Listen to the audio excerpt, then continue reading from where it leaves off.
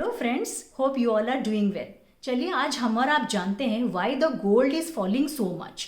देखिए, मैं आपको बहुत बड़े बड़े difficult economic technical terms use करके बिल्कुल भी कंफ्यूज नहीं करने वाली हूँ। एक सिंपल सा ब्लूप्रिंट दूंगी। इससे पहले चलिए कुछ इकोनॉमिक बैकग्राउंड के बारे में जानते हैं जो कि कंसेप्ट को क्लियर कर देगा। 1929 का द वर्ल्ड स्ट्रीट क्रैश हुआ था तब the great depression of 1930s हुआ था, जहाँ पे इकोनॉमी बहुत ज़्यादा पैनिक हो गया। इकोनॉमी बहुत ज़्यादा सफ़र किया कुछ दिन के लिए, लेकिन ये हमेशा के लिए नहीं चला। एक्टिव गवर्नमेंट इंटरवेंशन के द्वारा ये संशोधित हो गया था।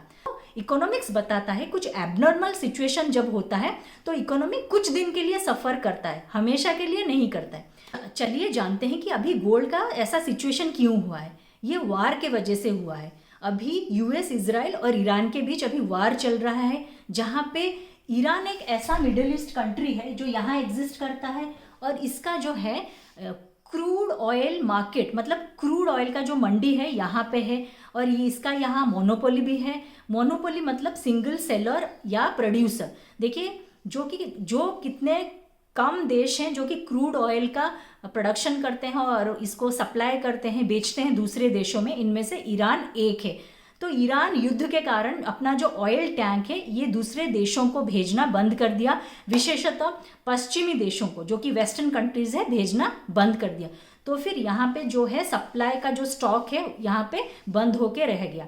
लेकिन इसका हाई डिमांड है क्योंकि जो अत्यावश्यक कमोडिटीज़ है जैसे कि रोटी, कपड़ा, मकान, यहाँ पे जो रोटी है इसके लिए ईंधन चाहिए।